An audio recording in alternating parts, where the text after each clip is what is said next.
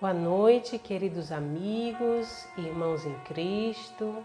Que o Senhor nos abençoe, nos envolva na sua proteção, na sua luz, no seu amor. Que hoje tenhamos a oportunidade de crescermos em espírito, de aprendermos um pouquinho do nosso propósito aqui na Terra. Deixemos as mazelas, as nossas preocupações de lado um pouquinho, para que nesse momento façamos a conexão com o alto, peçamos a espiritualidade maior para estar conosco, nos intuindo, orientando nossas mentes, para que o assunto chegue aos nossos corações. Hoje nós vamos falar sobre viver o Evangelho em família. Isso é muito importante para todos nós. Então façamos amorosamente essa conexão, agradecendo a Deus por todas as bênçãos recebidas aqui na Terra. A bênção da família, a bênção do lar, a bênção da vida em abundância, a bênção do nosso aprendizado, em cima das nossas dificuldades e dores, mas principalmente a bênção de estarmos caminhando na direção do nosso Criador, para estarmos próximos cada vez mais a Deus. Que o nosso querido Jesus, que é o nosso caminho, a verdade e a vida, o nosso guia e modelo, a quem nós queremos sempre ter como exemplo de vida, através de seus ensinos possamos nos melhorar, nos iluminar e assim estejamos um dia reunidos, todos no reino de Deus, na verdadeira felicidade, que é estarmos com o nosso Pai, em espírito e em essência. Que assim seja. Amém. Pois é, meus irmãos, queridos amigos da casa de Tio Ormindo, estou muito feliz de novamente poder estar falando para vocês e para todos aqueles que agora neste momento estão conectados conosco, estão podendo aproveitar um pouquinho dessa oportunidade, dessas reflexões. O tema que vamos tratar hoje é vivendo o Evangelho em família. É um grande desafio para cada um de nós. Primeiro, viver o Evangelho. Vivermos o Evangelho individualmente. Se todos nós já estivéssemos a essa altura, vivendo as lições do Cristo, já nos anunciada há mais de 2000 anos, não teríamos dificuldade em viver este Evangelho em comunidade. Mas a reencarnação é uma proposta que o querido Criador nos dá para que estejamos aqui agrupados e assim consigamos aprender uns com os outros nas dificuldades e nas vitórias. Então hoje nós vivemos num grupo pequeno, que é a família, que nos prepara diante dos desafios da sociedade. Se eu consigo conviver bem em família, estar bem com os meus familiares, saber lidar com as diferenças que cada um apresenta, lembremos que todos nós somos espíritos. Então nunca estamos sozinhos. Eu estou falando aqui com vocês e tenho a certeza, vocês não estão vendo, mas eu tenho os espíritos afins, os meus queridos amigos espirituais, que provavelmente estão aqui me inspirando, me intuindo. Sim, são nossas companhias espirituais, aquelas que nós mesmos atraímos para cada um de acordo com suas vibrações. Então imaginemos que estamos numa família, e que dirá uma família numerosa, né? Aquela que você tem mais 9 irmãos, então a família, um casal com 10 filhos. Haja espírito para nós conseguirmos conviver, aceitar essas diferenças. Se na convivência com o outro já é difícil muitas vezes eu aceitar um determinado ponto de vista, uma atitude, eu não posso mudar o outro, mas eu posso entender que todos nós somos únicos. Cada um tem defeitos e temos virtudes. E estamos aqui para aprender, para evoluir. E ninguém muda ninguém. Então tenhamos tolerância, paciência, que um dia todos nós seremos espíritos puros. Até lá, o que nós temos que realmente nos empenhar neste momento é em trabalharmos a nossa evolução. Se você está bem, se você está em paz, se você está preocupado em crescer, em fazer o bem, tudo à sua volta flui, melhora. Não tem como conviver com a pessoa que te agrida, que seja áspera, se você é amoroso, se você quer o bem, faz o bem para o outro.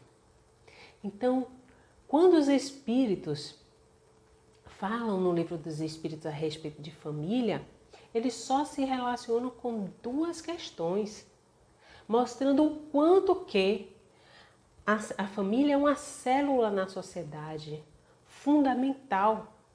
Desde os primórdios, se a gente pegar inclusive o Antigo Testamento, nós vamos ver lá no primeiro livro, a Gênesis, a família de Adão, Eva, Caim, Abel.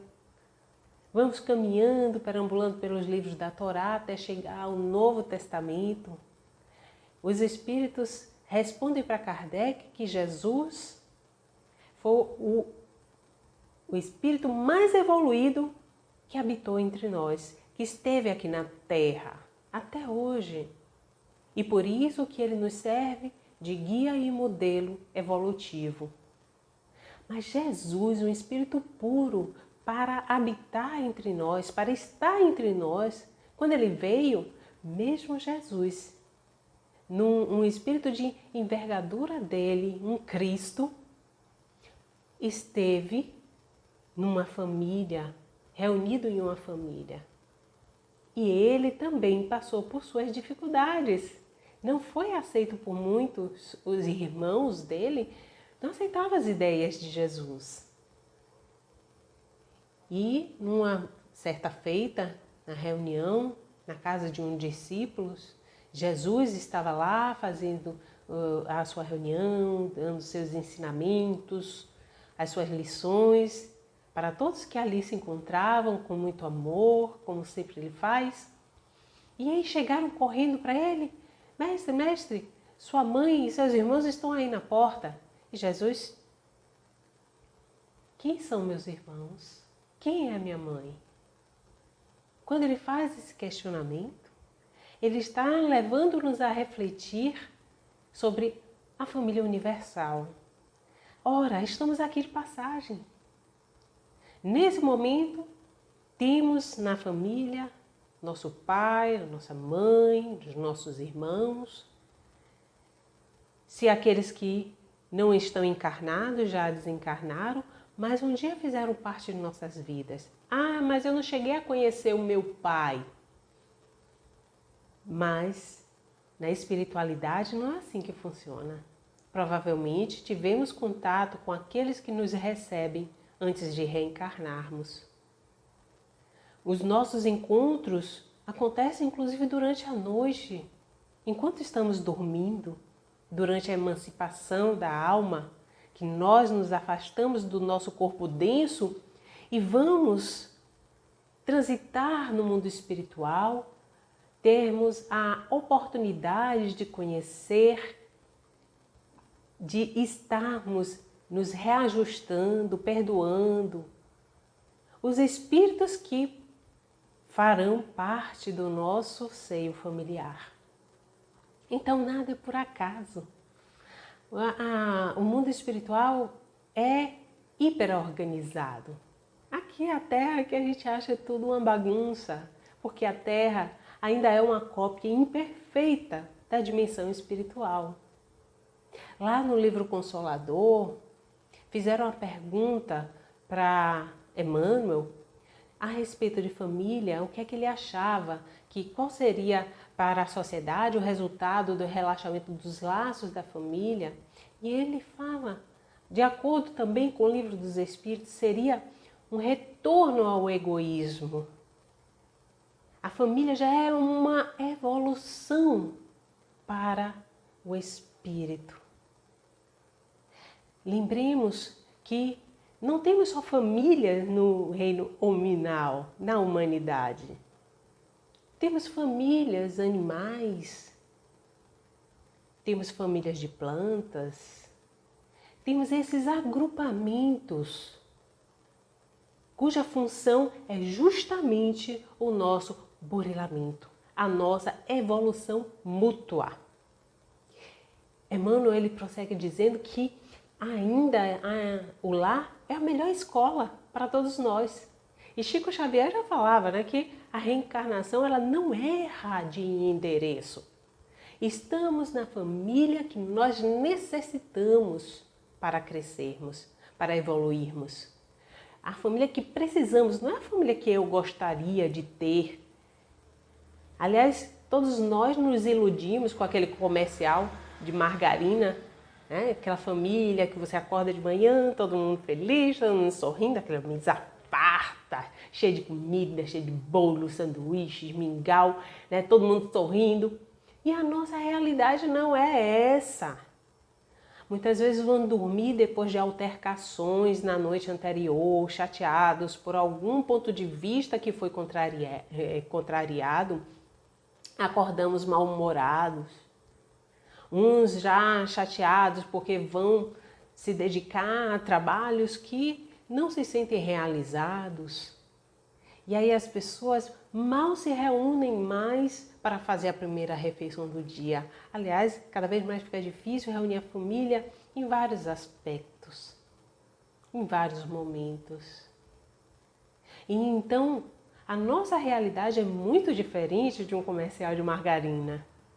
Até a nossa mesa não é mais farta, como mostra no comercial. Aliás, aqui é um alerta para todos nós, viu? Margarina faz muito mal à saúde. Então, caiamos na real. A família que eu tenho é a família que eu preciso para alavancar a minha aproximação com Deus. Olha para isso. Então, a partir de hoje, ao invés de você olhar com antipatia para aquele familiar difícil, aquele familiar que te irrita, que te tira do sério, aquele familiar que não parece não te respeitar, não ter consideração nenhuma contigo, você começa a olhá-lo como instrumento de burilamento espiritual. Sim. Quando os espíritos perguntaram a Jesus, quando Kardec perguntou aos espíritos qual o sentido da caridade como entendia Jesus, os espíritos falaram: benevolência para com todos, indulgências com as imperfeições alheias e perdão das ofensas. Então, quando a gente olha para aquele espírito que realmente antipatizamos, e diga-se antipatias, as antipatias são espirituais, quando a gente tem essa animosidade para com o próximo, às vezes a raiz está lá no passado. É mais uma oportunidade de trabalharmos isso individualmente, dentro da gente, nos questionando por que isso me incomoda tanto. A diversidade é enorme aí fora. Às vezes eu não conheço uma pessoa pessoalmente, mas passa uma determinada situação na televisão sobre ela e eu viro assim, ai que horror. Às vezes eu antipatizo por inveja. gostaria de estar no lugar dela. Então, aquilo que muitas vezes nos incomoda no outro é algo que temos que trabalhar em nós. E o outro serve de espelho para encontrarmos esses sinais, esses sentimentos, essas emoções. O que é que será que está faltando? O que será que eu estou me iludindo? Será que eu estou buscando a aprovação dos outros e deixando de lado a minha própria felicidade? Porque tem aquela pessoa que quer agradar todo mundo e esquece de si. E no fundo é uma pessoa frustrada. Então, Emmanuel diz que nós nos reunimos em família porque ainda é a melhor escola, é o lar. E a criatura, ela consegue no lar, em família, receber as bases do sentimento e do caráter. Porque quando reencarnamos, nós herdamos dos nossos pais apenas material biológico, genético, mas o caráter, a inteligência, os sentimentos são do espírito. São aquisições do espírito. Por isso que a gente vê em determinadas famílias um filho com temperamento completamente diferente do outro. Aliás, um filho completamente diferente dos pais. Encontramos filhos aí praticamente mais responsáveis do que os pais, intelectualizados, enquanto que os pais são pessoas completamente sem cultura. É claro que a gente, nesse momento de transição planetária, que estamos galgando um patamar maior de evolução do orbe terrestre, nos iludimos pensando que as crianças que estão, meus filhos que nasceram, são crianças cristais, crianças, são os anjos, são espíritos mais evoluídos. Não é assim. Claro que os espíritos que estão vindo são espíritos melhores para alavancar o nosso progresso. Mas a gente não pode se iludir dizendo apenas que aquelas crianças são especiais. Na verdade, nós é que temos que acelerar o progresso de cada um. O nosso progresso íntimo. Então, quando eu chego uma criança dando lição de moral para um adulto, para os pais, é um grande alerta. Não é a criança que está altamente evoluída. Será que não são os pais que estão atrasados, estagnados na evolução? E aí a espiritualidade trabalha colocando aquela criança cheia de informações intelectuais, muitas vezes até com posicionamentos morais, sendo uma pessoa tranquila, uma pessoa interessada em melhorar o planeta, nos valores ambientais, uma pessoa interessada em ter harmonia na sociedade, enquanto que os pais ainda estão limitados naquela convivência egoística, ainda sofrendo as suas provas materiais. Então, meus amigos, nós herdamos dos pais apenas a parte biológica. A família, Chico Xavier falava que era o cadinho de evolução. É onde nós podemos ver as diferenças uns dos outros e desenvolver o verdadeiro amor espiritual. É chegar a uma pessoa completamente te contrariando e você se posicionando para ela, que não gosta daquilo, mas de forma fraterna. E se a pessoa dá pinote, se irrita e sai, se afasta, você entende que ela está no seu momento, entende que ela é diferente de você. E aí você tem que ser indulgente e tolerante com as diferenças, com as imperfeições. Todos nós somos irmãos uns dos outros. Por que Deus nos reuniria dentro de espaço de 4 paredes? Se fosse para sermos todos amistosos uns com os outros, aí você desconfie. Você vai perceber que essa amorosidade, esse amparo, esse apoio, esse carinho, não é à toa. Também, provavelmente, nós já vivemos em outras encarnações e desenvolvemos esses laços de respeito, de afeto, de amizade e aí de admiração.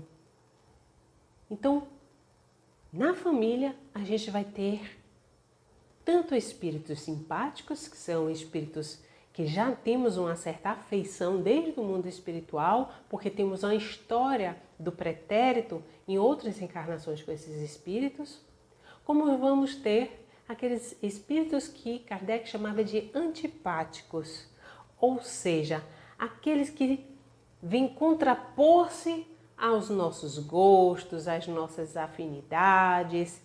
Então, aquele que vai ser de difícil convivência.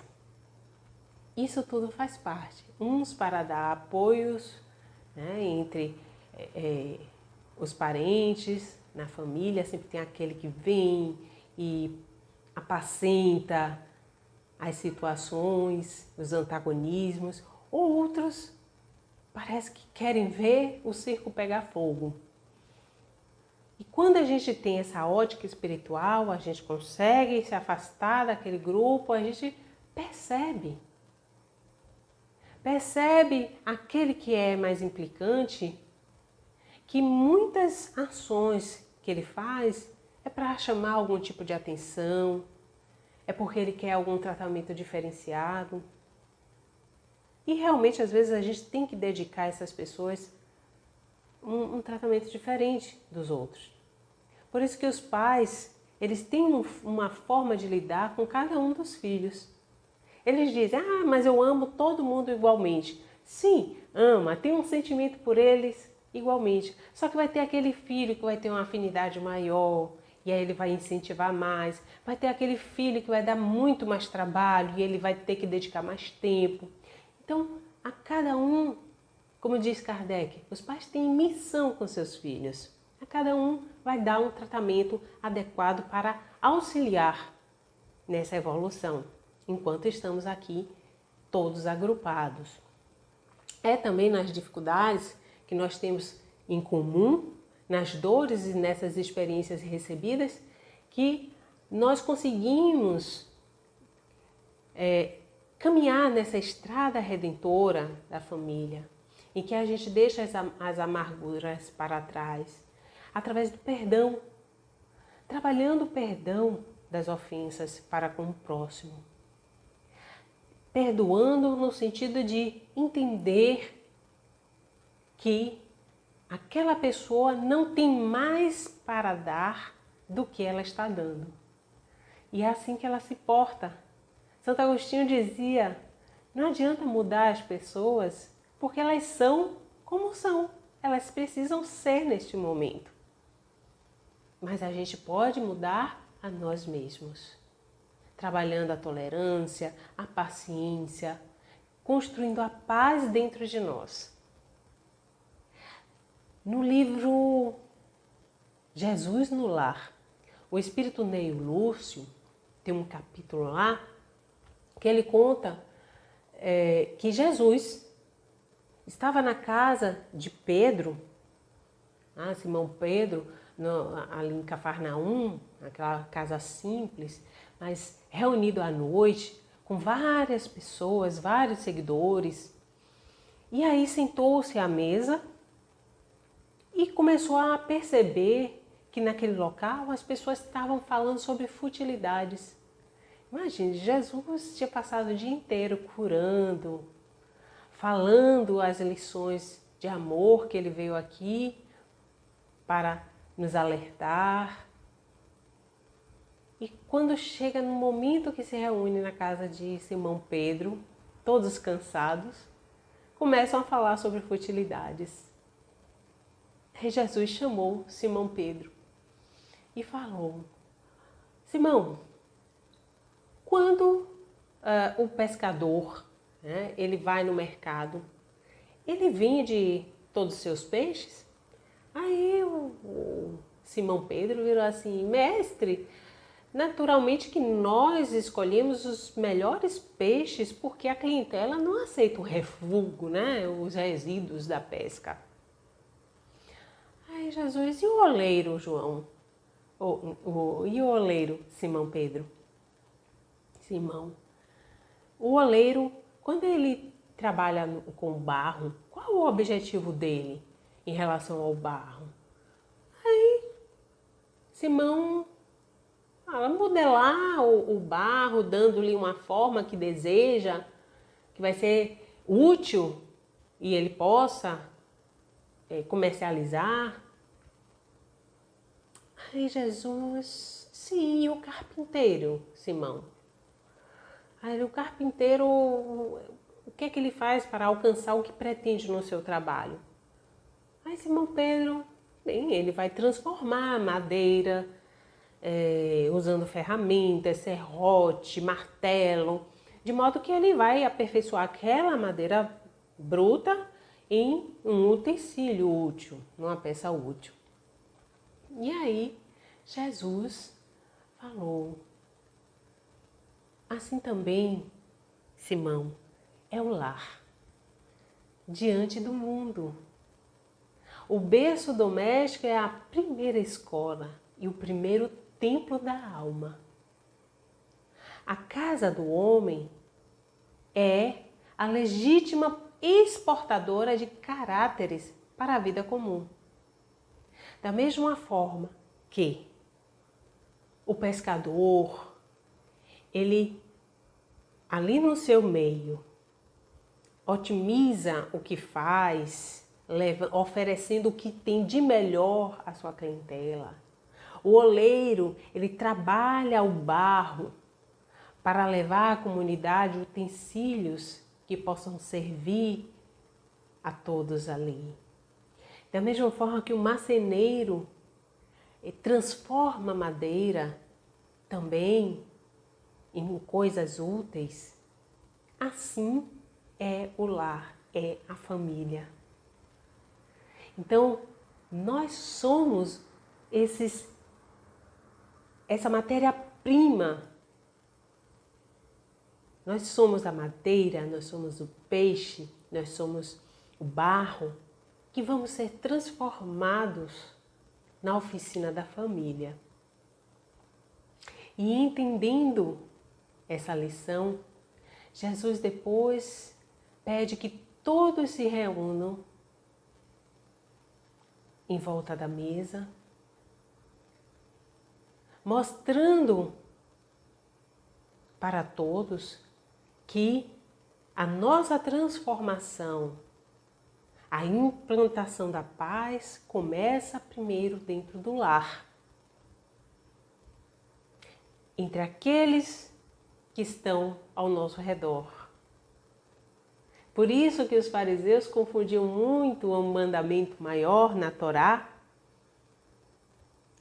amar a Deus acima de todas as coisas e ao próximo como a si mesmo. E a gente tem aquela pergunta a Jesus: e quem é meu próximo? E Jesus conta a parábola do samaritano, mostrando que o próximo é aquele que nós desenvolvemos a compaixão, aquele que nos olha com amorosidade, o próximo é qualquer um. Porque os fariseus entendiam que o próximo mais próximo era a família. Justamente porque é o primeiro núcleo a ser trabalhado. E Jesus fala que a paz no mundo começa entre quatro paredes, sob as telhas a que nos acolhemos. As telhas do nosso lar. Por isso, meus irmãos, nesta noite, Jesus falou para todos se reunirem em volta da mesa. Chamou Pedro e falou: Pedro, acendamos aqui uma claridade nova em torno de nós. e de quantos nos procuram a assistência fraterna. Todos aqueles que nos procurem, que possamos doar-lhes luz através da boa conversa, através dos bons pensamentos. Então, Jesus, nesse momento, começa a dar a dica para Simão Pedro que o lar é onde devemos plantar a semente do Evangelho, a semente da paz, a semente do amor, da fraternidade, da solidariedade, da afetividade. E Simão, entendendo a lição, disse: então, seja feita, mestre, como você deseja, vamos reunir todos aqui em volta da mesa.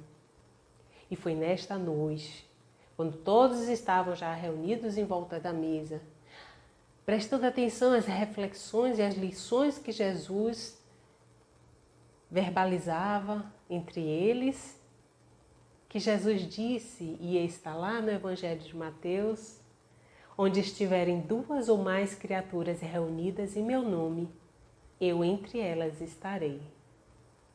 E aí vem o homem e deturpa essa frase de Jesus, achando que se eu tiver que orar, eu tenho que me reunir com outra pessoa, ou então eu tenho que ir para um templo me reunir com outras pessoas. Não, a oração é a nossa conexão com Deus, a nossa conexão com o alto, com as altas esferas espirituais. Podemos falar com Jesus, com o nosso anjo da guarda, podemos falar com os espíritos mais elevados, que muitos ainda, por causa de outras doutrinas, dizem santos. É a nossa conexão com o alto. O que Jesus estava falando nesse momento era a oportunidade de, naquele lar, reunir as pessoas e falar sobre o Evangelho, falar sobre o amor.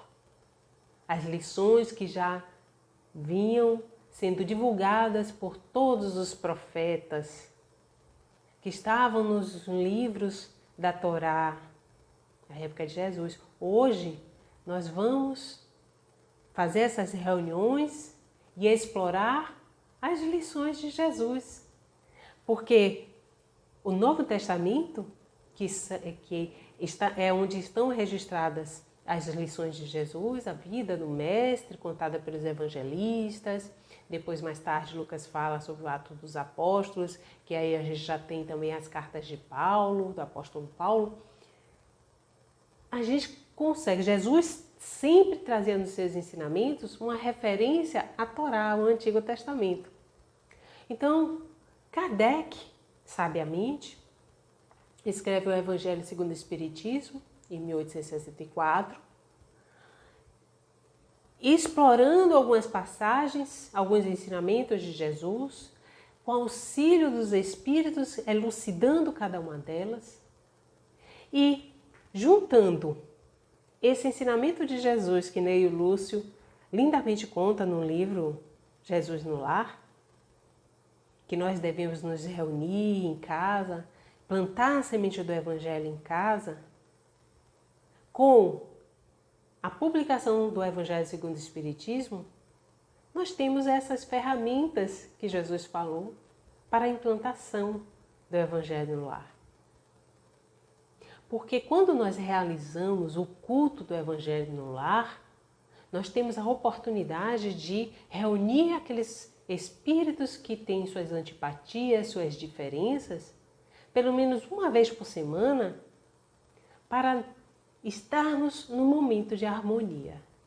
Mesmo aqueles que não acreditam, que estão impacientes, mas respeitam e estão ali naquele momento. Ou aqueles que às vezes ficam um pouco afastados, mas vendo que toda semana, naquele mesmo dia, mesmo horário, as pessoas estão se reunindo, começam em algum momento a querer fazer parte. E aí, quando o orgulho cede, dá a oportunidade de reunir todos. Então, meus amigos, já vi grandes transformações ocorrerem nas famílias por causa do Evangelho no lar. É muito difícil ainda para cada um de nós, como eu disse no início, vivenciarmos todas as lições que o Mestre nos trouxe. Aliás, no Evangelho de João, no último versículo, João fala isso.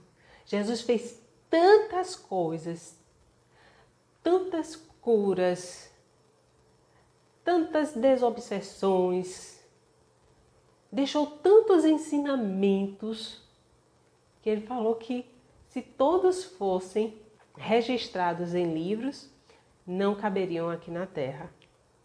Olha que coisa linda, né?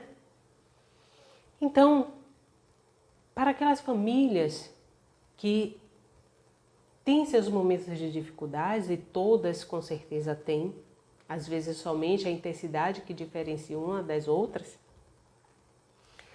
comecemos com a implantação do Evangelho no lar. Porque o Evangelho no lar nos oportuniza essa intimidade com as lições do Mestre.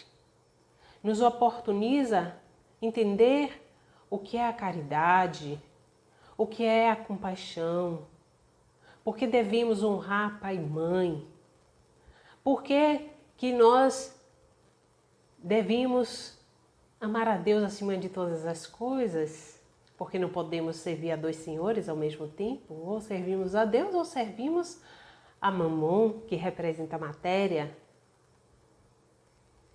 Porque no Evangelho que nós vamos aprender que somos perecíveis, estamos aqui de passagem e temos que aproveitar o máximo possível para nos melhorarmos enquanto estamos encarnados, porque a encarnação nos proporciona experiências que no mundo espiritual nós não conseguimos ter.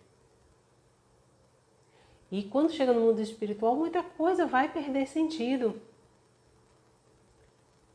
Eu não vou ter mais as minhas sensações em relação à sexualidade, porque no mundo espiritual a gente não precisa procriar. A sexualidade ainda é uma ferramenta biológica para a procriação que nós associamos muito ao prazer. Mas no mundo espiritual existem prazeres muito maiores do que o sexo.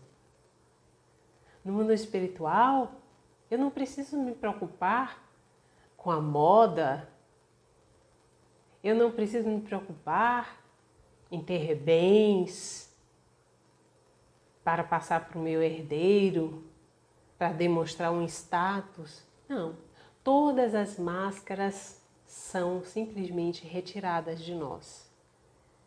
E nós percebemos que perdemos muito tempo com as coisas do mundo material. Então essas lições a gente vai tomando intimidade a partir do momento que a gente se promove sentar-se à mesa com os nossos amigos, nossos parentes, nossos familiares, aqueles que integram o lar, e começarmos a aprender a ter uma certa aproximação, intimidade com essas lições, porque vão ficando gravadas no nosso inconsciente. E ao tempo que nós vamos vivendo, em algum momento a gente vai se modificando. Aquela lição, ela vem na nossa mente e nós, no momento que poderíamos estar impacientes com o outro, a gente lembra que devemos ser mais tolerantes. Ora, eu também sou imperfeito.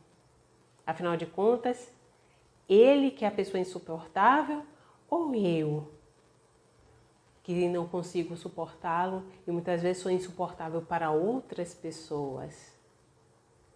Então ficam esses questionamentos e nós começamos a trabalhar o autoconhecimento. Aí fica a dica para que vocês, se ainda aquela família não implementou o Evangelho no lar, Escolha um dia na semana, um horário. Reúna aqueles que fazem parte do seu lar. Uma mesa. Não precisa ter toalha branca, bordada, nada disso. Coloque uma jarra com água, alguns copos, que possa servir essa água depois para os que estão ali na reunião. Primeiro faça uma leitura de alguma mensagem para começar a harmonizar todos que ali se encontram. Uma prece logo em seguida. Abra o Evangelho. Se for o primeiro contato com o Evangelho segundo o Espiritismo, comece desde o primeiro capítulo, fazendo mensagem a mensagem. Leia um trecho que não seja muito demorado, porque o Evangelho no Lar é uma reflexão de 20, 30 minutos no máximo. Então não é para empatar a vida de ninguém, não é para a gente ter que se deslocar até um local para fazer algo. Não, é aquele momento que a gente reúne a família pelo menos uma vez por semana e dedica meia hora para estarmos em contato com a espiritualidade maior. Lemos então o trecho do Evangelho, comentamos em voz alta, para que todos ali tenham pelo menos um certo entendimento da mensagem. Se você estiver fazendo o Evangelho sozinho, pode fazer em voz alta, porque você vai se escutar também, isso é interessante. Depois que a gente faz essa pequena análise do trecho que nós lemos, aí fazemos uma prece e acabou o Evangelho. São apenas 30 minutos por semana. Reúna com as crianças, deixe as crianças entretidas com algum quebra-cabeça, algum jogo no chão, que possam, porque as crianças hoje em dia são assim, esses espíritos que estão chegando. Estão fazendo uma atividade, mas estão prestando atenção no que estamos conversando. Então, tudo é aproveitado. Se é uma criança que tem uma certa maturidade, já sabe ler, quer participar, coloque-a na mesa, deixe participar. Como diz Hermínio de Miranda, nossos filhos são espíritos. Às vezes aquela criança é um espírito que já reencarnou conosco várias vezes. Então, essa é a oportunidade que nós temos de começar a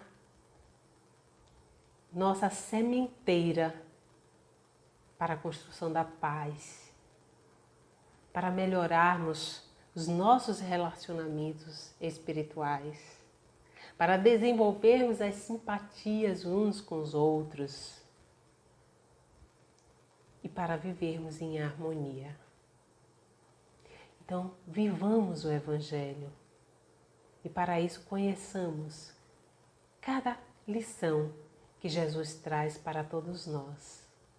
Muita paz, muita luz. Um beijo grande para todos vocês e sigamos em frente, confiantes por dias melhores.